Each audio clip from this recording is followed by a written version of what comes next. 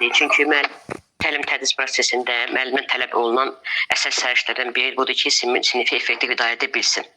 Yəni, sinifin effektiv idarə olması o deməkdir ki, əgər burada effektiv idarə olmasa sinifdə effektiv öyrənmə də olmayacaq. Şagirdlər intizamsız olacaq. Onlar bir-birlərinə qarşı hörmətsiz davranacaq və prosedurlara düzgün əvəz etməyəndə sinifdə xaos yaranacaq. Sonralar bu xaos da artıq normaya çevriləcək. Bu vəziyyətdən çıxış yolu müəllim üçün nədir? Sinifdə əvvəlcədən deməli effektiv idarə etmək mühiti yaratmaqdır.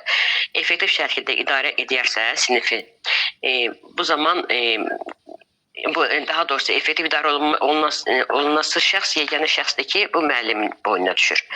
Sinifin effektiv idarə olması zamanı sinif daxili qaydalar var ki, müəllim bunları əvvəlcədən uşaqlara qeyd edir. Uşaqlara əvvəlcədən deyir, yəni dərsin əvvəlində və uşaqlar bu qaydalara riayət etməyə borcludular. Və sinifin effektiv idarə etməsi üçün də texniki strategiyalar vardır. Bunlardan biri gözləntidir, biri prosedurdur, biri də qaydalardır. Bir də sinifin, sonra başqa strategiyalar var. Məsələn, sinifin konfliktlərinin həll edilməsi var, şəxsi nümunə var, müəllimin özünün şəxsi nümunəsi və s. kimi. Gözləntilər nədir? Müəllim şagirdə əvvəlcədən deməli, iki cür gözlənti var. Bunlardan biri müsbət və ya yüksək gözləntidir. Biri də mənfi və ya aşağı gözləntidir. Müsbət gözləntiyə nümunə olaraq bunu göstərə bilər ki, tutaq ki, müəllim deyir ki, inanıram ki, hər şagirdin öyrənmək və nailiyyət əldə etmək qabiliyyəti var. Bu, şagird üçün bir motivasiyadır. Yəni, şagirdlər bunda özlərində inam hissi yaradacaq bu sözlər. Bir də var mənfi və aşağı gözlənti. Məsələn, müəllim girir sinifə desə ki, bu sizdən heç nə olan deyil, siz heç öyrənmək istəyən deyirsiniz da, bu onları artıq qapalı düşüncə tərzdə çevirəcək və şagirdlər heç bir gözlənti gözləyə bilməz müəllim onlardan. Yəni, belə davranmaq olmaz. Və şagirdlər gözləntilərə dair belə bir nümunələr göstərə bilər ki, gözləntiyə dair müəllim göstərir. Hamıya hörmətlə yanaşın, məsuliyyətli olun, təhlükəsizliyə riayət edin. Amma müəllim, bu gözləntiləri elə deyib bitirmək də olmaz. Gərək gözləntiləri şagirdlərə hər birini izah edəsən. Məsələn, deyir ki, hamıya hörmətlə yanaşın. Gözləntiləri deyir, amma izah eləmir ki, niyə yanaşmalıyıq. Gözləntini ona görə izah etməliyik ki, məsələn, deyir ki, hamıya hörmətlə yanaşın, mən bunu açıqlamaq lazımdır. Məsələn, başqalarının rahat işləməsi şərait yaradın, başqaları danışanda onu dinləyin, sözünü kəsməyin və yaxud da ki, danışmaq istəyəndə əlinizi qaldırın, növbənizi gözləyin, sonra bir-birinizə nəzakətlə davranın, nəzakətli sözlərdən istifadə edin. Tutaq ki, deyirik, məsuliyyətli olun. Məsuliyyətli olun nə deməkdir? Bunu deyirik ki, uşaq nə bilsin ki, məsuliyyətli olmaq nə mənası nədir? Açıqlamaq lazımdır. Dərsə vaxtında gəlməlisən, zəng vurulub vaxtında gəlib dərsdə oturmalısan. Sinifə girdin, məsəl üçün, öz yerində oturursan və diqqətlə müəllimə qulaq asmalısan. Bütün tapşırıqlar ki, müəllim sənə tapşırıqlarını veribsə, onları vaxtında yerinə yetirməlisən. Bu, şagirdlərin gözləntilər budur. Həm də eyni zamanda bunlar şagirdin vəzifəsi kimi də götürə bilərik. Sonra qayda və prosedurlar var ki, hansı ki, gözləntilə yanaşıb, bunlar da mütləq şagirdlərə deyilməlidir, izah olunmalıdır. Məsələn, təhlükəsizliyə, qaydadır ki, təhlükəsizliyə riayət edin. Şagird bilmir hansı təhlükəsizliyə riayət etməyi. Məsələn, dəhlizdə qaçmayın, dəhlizdə yeriyin. Demək lazım ki, dəhlizdə qaçmaq olmaz, yıxıla bilərsən, kiməsə toqquşa bilərsən. Məsələn, əl-ayaq hərəkətlərinizə nəzarət edin. Hər hansı hadisə baş verdə, tutaq ki, hər hansı bir uşaqlar dalaşdılar, ya bir-birlərinə yıxıldılar, nəsə belə bir hadisə olursa, tutaq ki, dəhlizdə çox şeylər baş verə bilər də, tənəffüs zamanı danışılır. Bu, əsas belə qayda pozuntuları tənəffüsdə baş verir. Dərsdə də olur qayda pozuntuları, amma ən çox tənəffüslərdə baş verir ki, müəllimə yaxınlaşır və müəllimə məlumat vermək lazımdır uşaqların dalaşması barədə. Sonra qaydalardan deyim müəllimə yoxsa? Günəş müəllim desin, Saadət müəllim, çox sağ olun. Bəli, müəllimə, qayda və prosedurları. Bəli. Gözlənti ilə yanaşı qayda və prosedurlar da qoyulması sinifin idarə edilməsinin vacib komponentlərindən biridir. Müəllim dərs ilinin əvvəlində bu qayda və prosedurları qoyur, qaydalar yaradır da. Qaydalara əməl edildikdə sinifdə dərs prosesi daha effektiv olur. Öyrənmə və öyrətmə daha yüksək səviyyədə olur. Bu qaydaları həm dəyişmək olur ilin ortasında, həm də əlavələr də etmək olur. Bu qaydaları qaldırıb yüngülləşdirmək də olur. Müəllim qaydalar tərtib edərkən şagirdlərin də iştirakı bu qaydalarda vacibdir. Çünki şagirdlərin iştirakı da vacibdir. Çünki şagirdlərlə bir yerdə qaydalar qoyulanda şagirdlər bu qaydalara əməl edirlər. Qaydaların sayı 3-5 arası olmalıdır. Daha çox qayda qoyulanda o mənasız olur, maraqsız olur. Qaydanı bir çərçivə şəklində sinifdə görünən yerdən də asmaq lazımdır.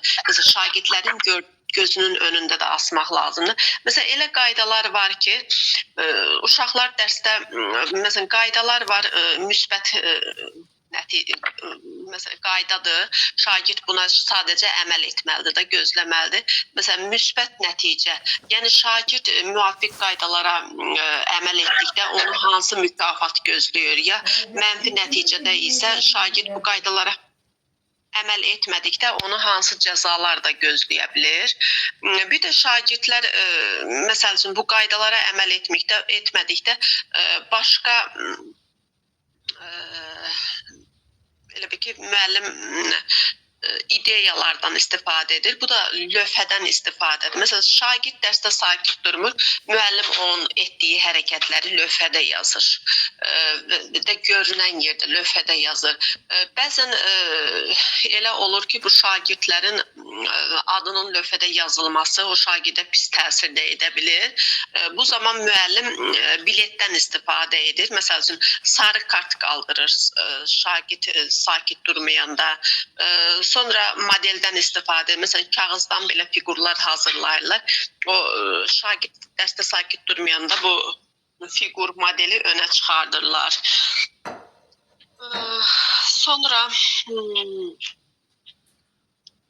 qaydalar haqqında nə demək olar? Məsəl üçün, elə qaydalar var ki, məsələn, deyir ki, qaçmaq olmaz cümləsi əvəzinə. Məsələn, məktəbdə ancaq yeriyə bilərsən. Belə qaydalardan da istifadə olunur. Bəli. Əhsən Günəş müəllim. Yeganə müəllim. Çox sağ olun müəllim. Yeganə müəllim. Yeganə müəllim. Müəllim, prosedurlar da deyə bilərəm. Yeganə müəllim danışmaq istəmirsə. Yeganə müəllim yəqin hazırlıqlı deyil, cavab vermədi.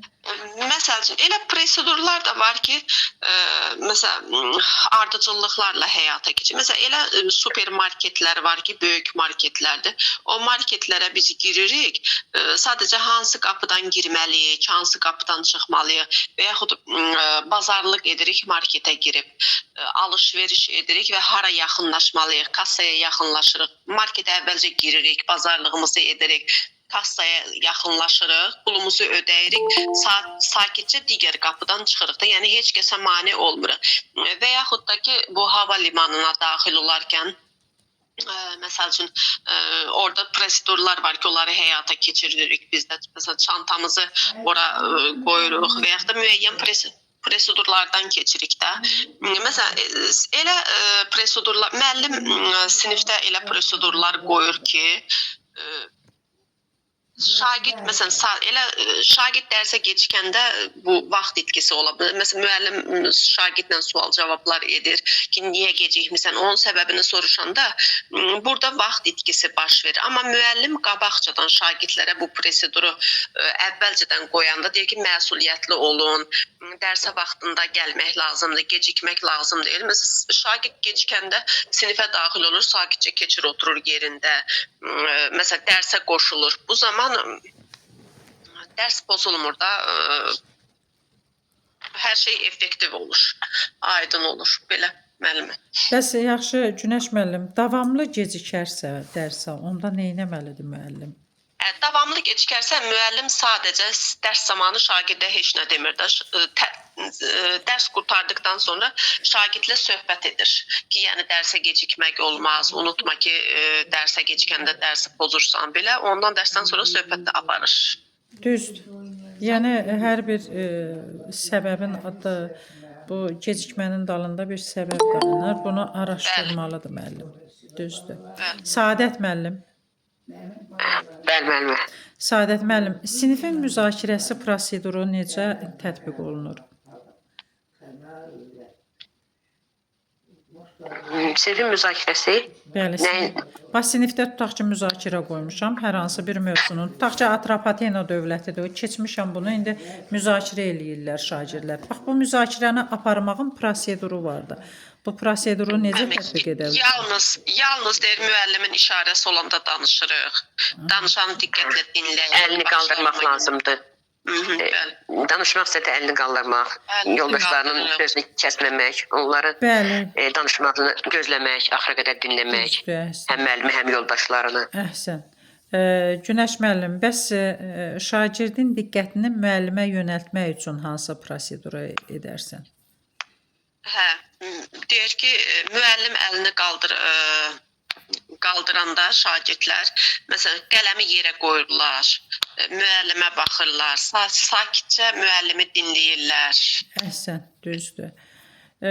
Flora müəllimə, yəni Floradır, Nihatdır, Nəzrindir, sonra Leyladır. Yəni hansı müəllim buyursun, əl qaldırsın, sual-cavabda iştirak etmək istəyirsə, yəni fikirləşməyin ki, bəs müəllimə təkcə Günəş müəllimlə, sonra Səadət müəllimlə soruşur. Yəni siz də sual-cavabda iştirak edə bilərsiniz. Yaxşı, Səadət müəllim, müəllimdən kömək istəmək üçün proseduru necə həyata keçirərsən? Nəyi müəllimə? Müəllimdən kömək istəmək üçün hansı proseduru tətbiq eləyərsən? Necə tətbiq eləyərsən? Bəli, yeganə müəllimə yazılır. Bəli, şəhadət barmağını qaldırır. Sonra səbirlə müəllimin bizi görməyini gözləyir. Düzdür. Müəllimin bizə yaxınlaşmağını gözləyir. Düzdür. Prosedur olmasa Günəş müəllim nə olar? Məsələn, sinifdə konfliktlər yaranar. Bəli, vaxt itkisi olacaq. Vaxt itkisi olacaq da normadan artıq olacaq. Bəli. Davranış idarə olunmaz, davranışla idarə edilməzsə, praktikları yetirilməz, hamısı prosedurlar. Bəli, sinifdə xaos olacaq, qarma-qarışıq düşəcək. Təsəvvür edin ki, evə getməyə şagirdlər vaxtı çatıbdı evə getmək üçün. Bütün şagirdlər birdən durub sinifdən çıxanda necə olacaq? Yəni bunu prosedurla, ardıcıllıq şəkildə yerinə yetiriləndə hər bir iş daha rəvan olur. İndi yaxşı, Günəş müəllim, biz bu prosedurları dedik. İndi gəlirik bunu şagirdə necə öyrədəcəyik? Proseduru öyrətmək. Birinci müəllim prosedurun nədən ibarət olduğunu öyrətməlidir. Bəli. Şagirdlər bu prosedurlara nədən ibarət öyrətməlidir. Sonra necə riayət etmələrini öyrətməlidirlər. Müəllim sinifi prosedurla idarə etməyə vaxt sərf etmir. Yəni bunların hamısını prosedurların da öyrənilməsində 3 addım var. Addım yanaşması. O öyrətdi, məşq etdi, bir də möhkəmləndirdi. Düzdür, əhsən. Səadət müəllim, sinifin evə buraxılması proseduru. Bax, indi bunu izah elə necə edəcəksən? İndi şagirdlər prosedurları deyirik, o 3 addım, sonra da onları izah etməliyik. Sonra onu məşq etməliyik, sonra isə möhkəmləndirməliyik. Bunlar olmasa prosedurları ardıcıllığını yeni getirə bilməyəcək. Məsələn, tutaq ki, evə getməzdən əvvəl stolun səliqəlidirmi, nəyinsə stolun üstündə qalmayıbmı, ev tapşırığını götürmüsənmi? Bəli. Mütləq sinifdə evə buraxılma zamanı bu prosedurları icra eləməlidir şagird. İndi gəlir məşq eləyir müəllim. Məşq necə eləyir?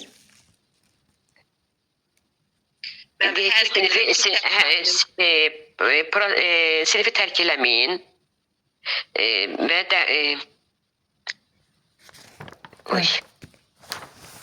partalarınızı səliqəli saxlayın. Çıxamamətdə deyirsə, evə gedəməm. Partalarınızın səliqəli olub-olmamasını yoxlayın. Kitablarınızın hamısını yerinə qoyub əşyalarınızı götürmüsünüzmü, götürməmsünüzmü? Sonra kimisə jaketi qalmayıbmı, yaxşı paltar qalmayıbmı, kitabı qalmayıbmı yoldan, sinifdə. Sonra müəlliminizə, bir-birinizə yaxşı yol deyin, sağollaşın sinifdən çıxanda. Düzdür. Sinifin Səadət müəllim, təmizliyi bax, yoxdur, indi lakin bax burada sürətlə. məşq elədi, düzdür. Əvvəl öyrətdi, sonra məşq elədi. İndi gəlir möhkəmləndirmək. Möhkəmləndirməni necə aparacaqsan? Prosedur elə bir hər gün yerinə yetirəndə müəllim uşaqların prosedur hər gün etdiklərində o şey başa saldı və prosedur gündəlik yerinə yetirəndə artıq onlarda möhkəmlənmə gedir. Yəni icra olunur. Ən azı neçə gün Bu da etməlidir vərdişə. müəllim? 21 bəzi səhvlər 21 gün. Bəli, tədqiqatçılar göstərir ki, hər bir hərəkət istənilən hər bir 21 gündən hərəkəti sonra 21 gün avtomatikləşir. davamlı, müntəzəm edərsənsə, o artıq Vərdişə çevriləcək. Bəli, Vərdişə düzdür. çevriləcək. Günəş müəllim. Bəli, müəllim. Sinifin idarə edilməsi üçün lazım olan strategiyalar var. Bu strategiyalar hansılardır? Bu strategiyalar məsəl üçün aydın prosedurdur, yüksək gözlənti, qaydalar yaradın, şagirdlərinizə deyir öyrədin. Sonra yanlış davranışın nə ilə nəticələnəcəyini şagirdlərə aydın başa salın. Sonra dərsliyin əvvəlində o qayda, prosedur gözləntiləri qoyuruq. Bəli. Həm özümüz, həm şagirdlər tərəfindən buna riayət olunmasını da israrlı oluruq. Yəni tələb edirik ki, bu qaydalar, prosedurları həyata keçirilsin, yəni tələb olunsun. Şagirdlərdə tez-tez özünü monitorinqdir, özünü idarə etmə qabiliyyətini aşılayın. Sonra nə idi orada? Əməkdaşlıq şəraitində öyrənməyə xüsusi diqqət yetirin. Şagirdlərdən maraq oyatmaq. Elə bir ki, mövcud onların gərginliyini azaltmaq üçün yumorlardan istifadə edirik. Şagirdlərin davranışının hamının gözünün qarşısında müzakirə etməyin də. Yəni burada konfidensiallıq qorunmalıdır. Sonra Bəli. Uşaqlara başa salmaq lazımdır, tez-tez gülümsəmək lazımdır. Bəli. Əməkdaşlıq Bəli. Əməkdaşlıq şəraitində öyrənməyə xüsusi diqqət edin. Yəni birlikdə əməkdaşlıq edib öyrənin. Yəni qrup şəklində də bu belə ola bilər. Belə bu hallar. Əhsən. Günəş müəllim. Səadət müəllim, sinifi effektiv idarə edilməsi öyrənməyə nə təsiri olacaq? Sinifin effektiv idarə edilməsində şagird tamamilə şagirdlərin hamısı olmasa çox əksər hissəsi dərsə cəlb olunacaq. Sonra onların nə gözləntilərini biləcəklər. Və biləcəklər ki, müəllim orada nəyi gözləyirdi və qarşılarına qoyulan problemi necə həll edəcəkləri çalışırlar. Sonra vaxt itkisi, çaşqınlıq və dərs pozuntusu demək olar ki, müşahidə olunmayacaq. Sinif mühiti şagird yönümlü olacaq. Eyni zamanda rahat və xoşagələn olacaq sinifdəki mühit. Effektiv idarə olunarsa. Düzdür. Dərs. Günəş müəllim, sinifin effektiv idarə edilməsində ən son halda istifadə edilən nədir?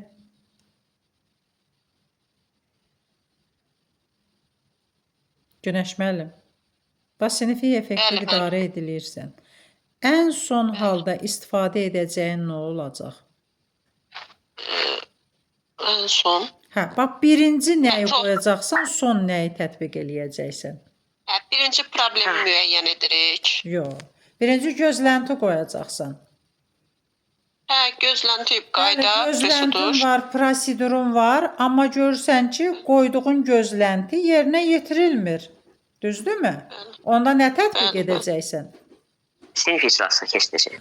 Qayda qoyacaqsan. Ən sonda tətbiq edəcəyin qayda olacaq. Düzdür? Qaydalar gözləntinin daha sərt formasıdır. Yaxşı, bu qaydanı Səadət müəllim, kim yaradır bu qaydaları? Qaydalar sinif rəhbəri yaradır. Sinif müəllimi. Məsələn, mən tarix müəllimiyəm, özüm qaydanı tətbiq edirəm. Əvvəl sinif müəllimi, sonra ümumi qaydanı sinif rəhbəri. Bəli, ümumi qaydanı o qoyacaq. Həm də hər bir müəllimin öz qaydası, proseduru olmasıdır, gözləntisi olmasıdır. İbtidai sinif müəllimisən, əlbəttə ki, dərsin çoxunu sən deyirsən o sinifdə. Tutaq ki, tətbiq eləyirsən. Tutaq ki, mən tarix müəllimiyəm, sən fiziki tərbiyə müəllimisən və yaxud da əmək müəllimisən. Hər bir müəllimin şagirdi effektiv idarə etmək üçün özünün proseduru, qaydası, gözləntisi olmalıdır. Qaydaları təkcə müəllim tərtib eləmir, həm də şagirdlərlə tərtib etmək lazımdır. Bunun əhəmiyyəti nədir? Günəş müəllim qaydanı deyirik ki, şagirdlərlə tətbiq etsək daha effektiv olar. Müəllimə, ona görə effekt olur ki, şagird qayda tərtib edəndə, özü iştirak edəndə o qaydalara daha çox əməl edir də. Bəli, düzdür. Yəni özünün tərtib elədiyi üçün onu yerinə yetirməyə çalışır. Həmin qaydanı yerinə yetirməyə bəli çalışır, düzdür. Saadət müəllim, Bəli. hamı üçün səmərəli öyrənmə mühitini yaratmağa kömək edən strategiyalar var. Hamının səmərəli öyrənməsi üçün, yəni səmərəli öyrənmə mühitini yaratmaq üçün strategiyalar var. Bu strategiyalar hansılardır? Öyrənmənin strategiyaları, buzqıran strategiyası, onları deyirsiniz mənə. Biz bunları keçmişik sizlə keçən dərsimizdən. 8 dənə əsas strategiyadır. O dərsdə məndə olmamışam görə. Motivasiya, müəllim. Birinci motivasiya yaradırıq. Davranış üçün hamıya aydın olan gözləntilər müəyyənləşdirəcəyik, düzdür? Sonra Qruplarla iş, onu deyirsiniz mənə, qruplarla iş dönüşümə vaxtı verilməsi. bütün şagirdlərin dinləməsi üçün imkan yaratmalıyıq. Bütün İmkan verilməsi. şagirdlər dinləsin. Sinifimizdə hər bir şagird üçün xüsusi ehtiyaclardan xəbərdar olmalıyıq. Sinifimizdə bütün şagirdlərə fayda verəcək şəkildə onlara dəstək olmalıyıq. Sonra şagirdlərə öz öyrəndiklərini necə göstərəcəkləri üçün seçim imkanı vermək. Bir şagirdin inkişafını digəri ilə müqayisə edilməsinə yol verməməliyik. Şagirdlərə gözləmə və düşünmə vaxtını verməliyik. Bir də sinifdə edilən səhvlərə düzgün münasibət göstərməliyik.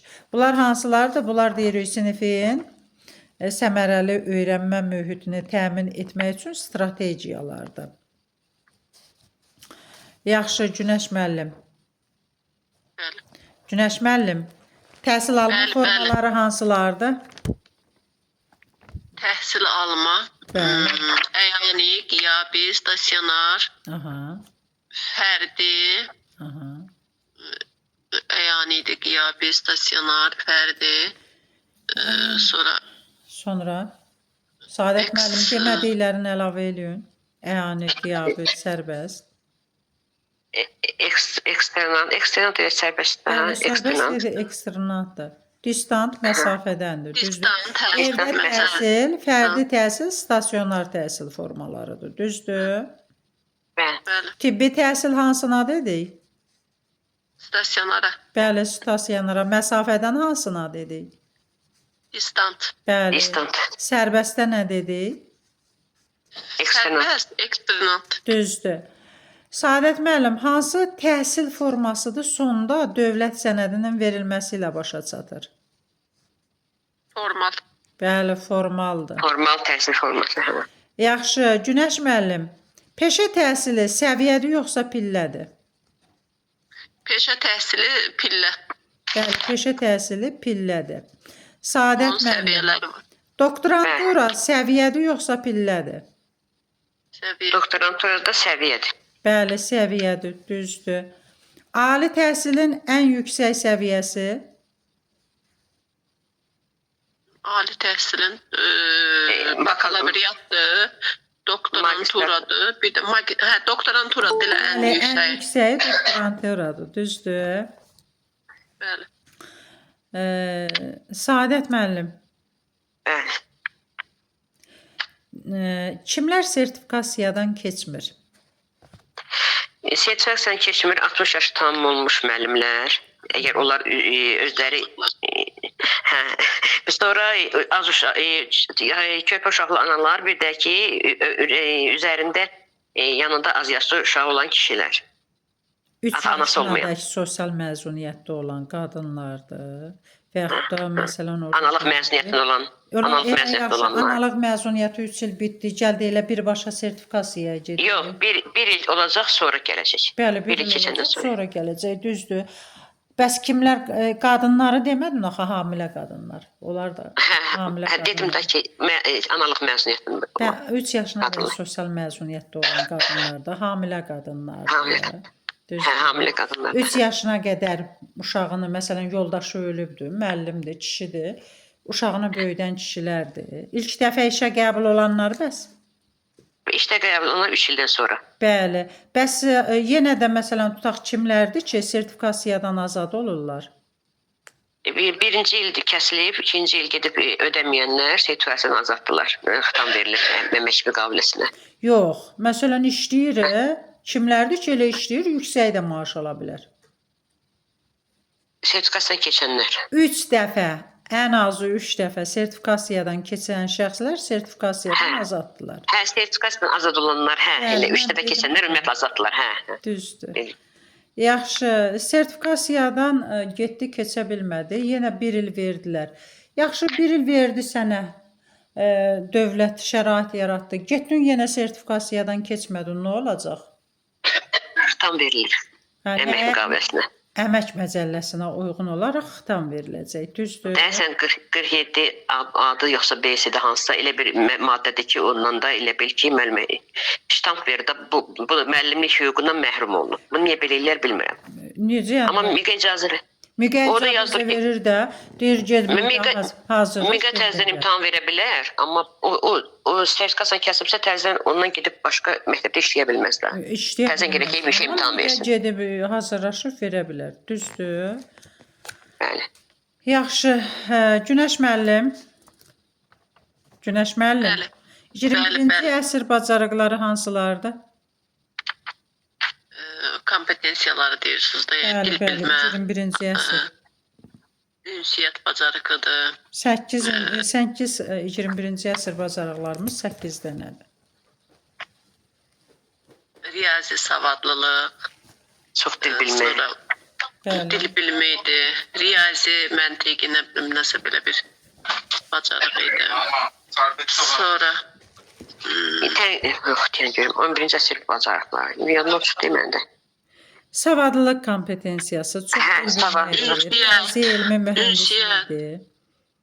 Bəli. Mədəni məlumatlıq özünü idarə, şəxsi sosial öyrənmək, vətəndaşlıq, sahibkarlıq, bir də rəqəmsal. Düzdür? Bunlar kompetensiyalarımızdır. fəal vətəndaş mövqeyi bir də. Yaxşı. Saadət müəllim, təfəkkürün hansı növləri var?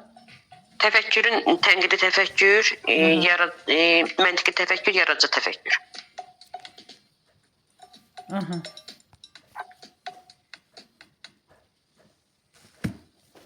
Yaxşı. Günəş müəllim, problemin sadə yolla həll edilməsi hansı təfəkkürə aiddir? Problemin sadə yolla həlli, Hə. məntiqi təfəkkür, Əhsən. Səmərəli yolla həlli. kreativ, yaradıcı təfəkkür. Yaradıcı. Səmərəli yolla tənqididir. Bəs yeni bir yolla Yaradıcı. O hə, isə yaradıcı. yaradıcıdır. Düzdür? Saadət müəllim, problemin həll etmənin mərhələlərində O hiç problem etmem. İkinci problemi həll yoxdur. Problemi Müəyyənləşdiririk. təyin edirik. Müəyyənləşdiririk. Sonra plan qururuq, planı həyata keçiririk. sonra Düzdürmü? Yəqin. qiymətləndirilir. Sonra da onu qiymətləndiririk. Bəli. Biliyin növlərində Saadət müəllim. Biliyin növləri deklarativ, metakognitiv, konseptual, prosedural. Ay sağ ol, düzdür. Saadət müəllim. Yaza da bilərsiniz dinləyici olan müəllimlər. Bax yeganə müəllimə yazır, mən görürəm buradan. Hansı biri idi ki, orada nitq hissələrinin təsnifatını izah edə bilir? Prosedural. Konseptual, əhsən yeganə müəllimə. Hansı bilikdir ki, problemin həlli üçün alimlər tərəfindən istifadə olunan texnikaları bilir? Prosedural. Bəli, proseduraldır, düzdür.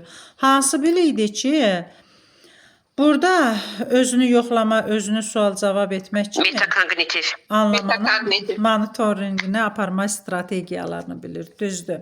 Hansı bilikdir ədəbi cəryanların xüsusiyyətlərini bilir? Konseptual.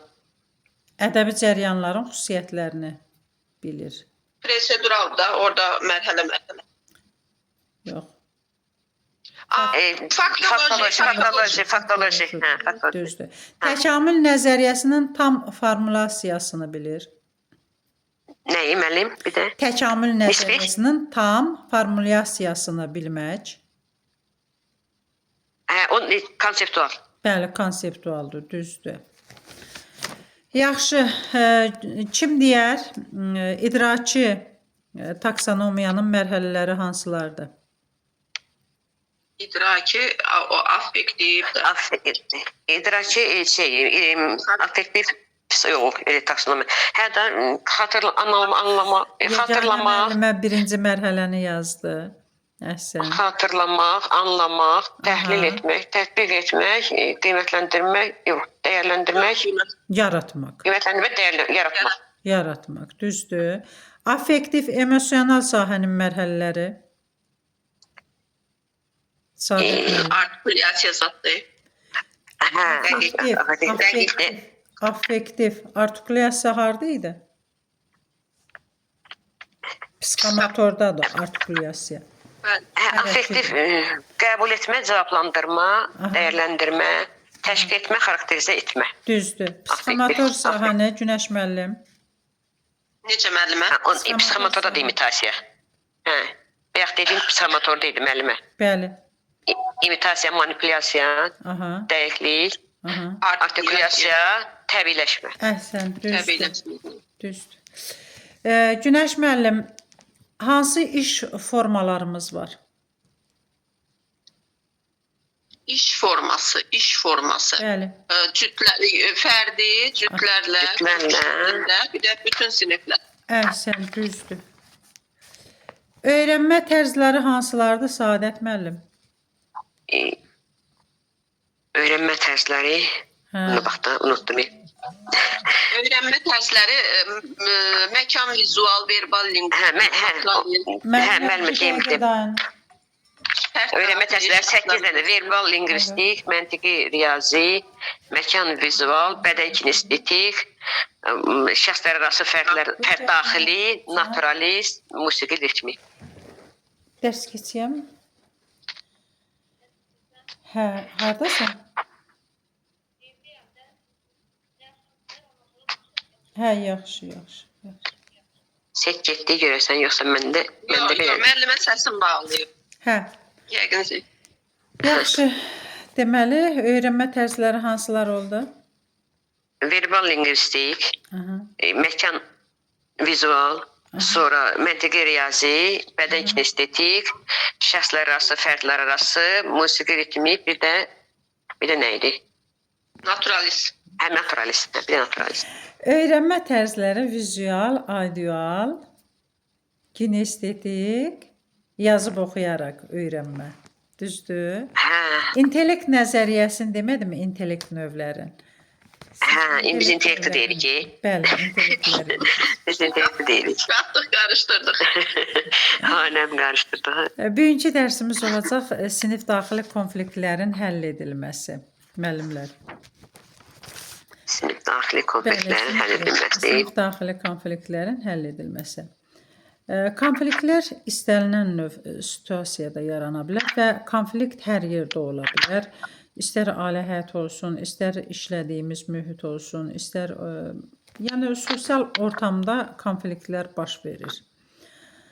Yəni konfliktlərin olması qaçılmaz bir hadisədir. Şagirdlər içində də konfliktlər var və şagirdlər içərisində olan konfliktlər daha çətindir. Çünki bu konfliktlər, bu problemlər daha başqa bir problemlərin yaranmasına yol aça bilər. Ona görə biz şagirdlər arasında olan konfliktlərə tez müdaxilə etməliyik və onların həll edilməsini anında həyata keçirməliyik.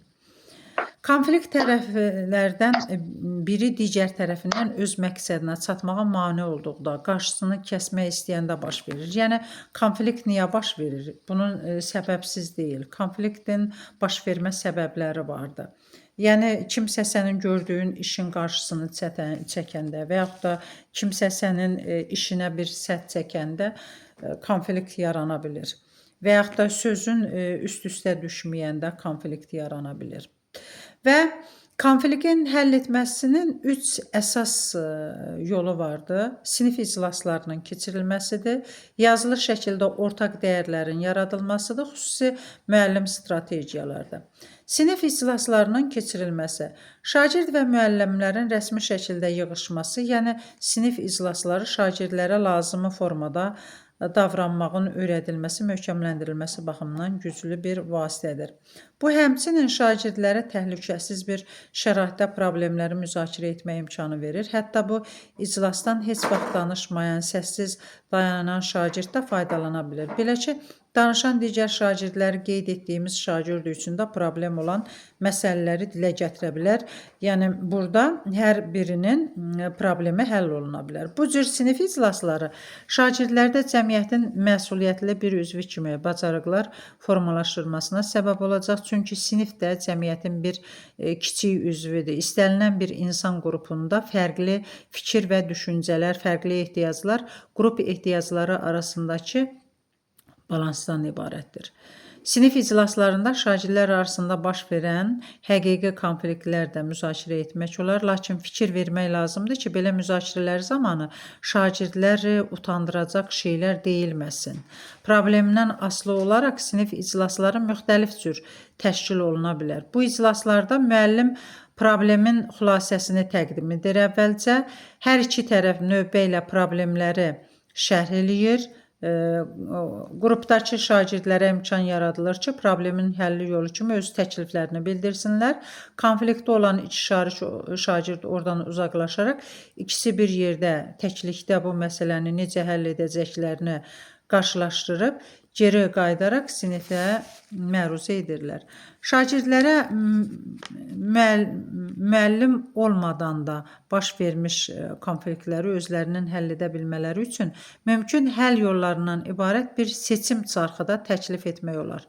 Bu cür çarx iri yumru faili bir neçə yerə bölərək hər bölmənin bir üsul yazmaqla yarada bilərik. Sonra bu çarxı sinifin görünən bir yerində qoymaq lazımdır ki, lazım olanda o çarxa baxıb ondan istifadə etmək olar.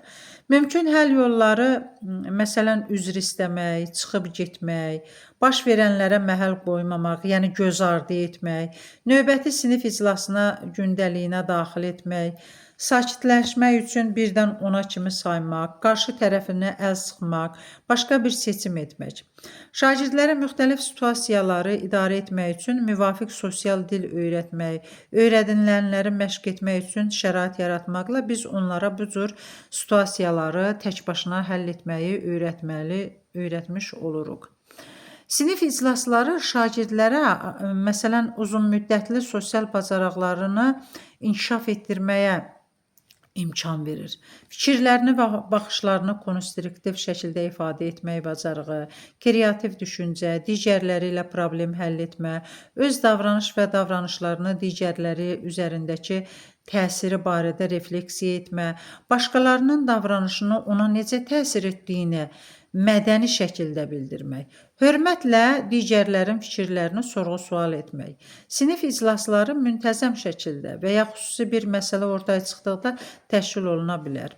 İclasdan əvvəl müəllimlərin nəzarət altında keçirib, sonra yaş, yetkinlik, hazırlıq faktorlarından asılı olaraq yavaş-yavaş şagirdlərin özünün fasilitatorluğa buraxmaq olar. Sinif iclaslarında qarşılıqlı ünsiyyəti təmin etmək üçün bir neçə əsas qaydalar müəyyənləşdirmək olar. Məsələn, sinif iclaslarının əsas prinsipləri 3-dür: qarşılıqlı hörmətdir, dürüstlük, mehribanlıqdır, fəal dinləmədir. Burada ortaq dəyərlər yaradılması nədir? Yazılı şəkildə ortaq dəyərlər yaradılması konfliktləri daha effektli həll yolunun əsasını qoyur. Burada şagirdlər məsuliyyət daşıdıqları məqamlar və bu məqamlarda bir-birinə necə davranmalı olduqları qeyd olunur. Nümunə üçün, məsələn, göstərə bilərik. Bütün sinif üçün fərdi olan burada qaydalar, ortaq dəyərlər müəyyənləşdirilir. Məsələn, sinif üçün olanlar biz özümüzün düşüncələrimiz, davranışımız, fiziki sağlamlığımızın, məqsədlərimiz üçün məsuliyyət daşıyırıq. Biz başqalarına qarşı davranışımıza, yəni başqalarına nə dediyimizə və onlara qarşı nə etdiyimizə məsuliyyət daşıyırıq. Müəllimlərimizin və yoldaşlarımızın bizə necə davranmasında bizim də rolumuz var. Onlar bizə davranışı bizim onlarla nə dərəcədə hörmətlə ünsiyyət qurmağımızın, sərhədlərimizi necə müəyyənləşdirməyimizin nəticəsidir. Sinif mühitimizin necə olmasında bizim də rolumuz var. Sinif otağımızın səliqəli olmasında və bir-birimizlə birlikdə effektiv işləməyimizdə bizim də payımız var. Fərdi şəkildə necə olacaq? Sinifdəki digər şagirdlər özlərinə, yəni hisslərinə, hərəkətlərinə, sözlərinə cavabdehdir. Mən hisslərimə, sözlərimə, hərəkətlərimin nəticəsində baş verənlərə 100% cavabdehliyi daşıyıram. Eşitdiklərimin nəticələri ilə üzləşmək mənə həyat təcrübəsi yaşadır. Sinifdəki digər şagirdlər də etdikləri ilə üzləşmək həyat təcrübəsi yaşadır. Mən öz məktəbimi, aləmi, dünyanı daha yaxşı yer etmək üçün məsuliyyət daşıyıram. Ona görə də kiminsə, nəyinsə digər bir kəs tərəfindən zərər gördüyünü görəndə müdaxilə etmək və ya böyükləri xəbərdar etmək mənim məsuliyyətimdir. Sinifdə davranışla bağlı problemlə məşğul olarkən müəllimin 2 cür yanaşma göstərə bilər. Reaktiv, proaktiv yanaşma göstərə bilər. Reaktiv yanaşma göstərən müəllimin baş verənlərlə bağlı əvvəlcədən hazırlığı olmur, planı olmur. O sadəcə problem yaranandan sonra qışqırmaqla, cəza ilə, hətta qorxu ilə reaksiya verir. Sinifə müvafiq qaydalarla davranmağa məcbur eləyir. Effektiv təlim mühiti yaradan müəllim isə proaktiv müəllimdir. Burada onun sinifin pozuntuları baş verməmişdən qabaq bu pozuntuları aradan qaldıran planı olur. Çünki belə müəllim bilir ki, sinif otağında bir nömrəli problem nizam-intizam deyil, qayda, prosedur, iş rejimi, yəni sinifin akademik nailiyyəti üçün sinifin təşkil edən planın əskikliyi ilə əlaqədardır. Proaktiv müəllim problemlərin baş verməsinin qarşısını necə almaq lazım olduğunu bilir. Çünki onun gözləntisi, qaydaları, prosedurları olur. Və biz sinifi düzgün istifadə etmək üçün bu qaydaları, prosedurları, gözləntiləri dedik ki, əvvəlki dərsdə izah elədik ki, necə həyata keçirmək olar və bununla da biz neynərik? Proaktiv müəllim bütün bunları əvvəlcədən müəyyənləşdirir, əvvəlcədən həyata keçirir, ona görə də onun dərsi daha effektiv olur.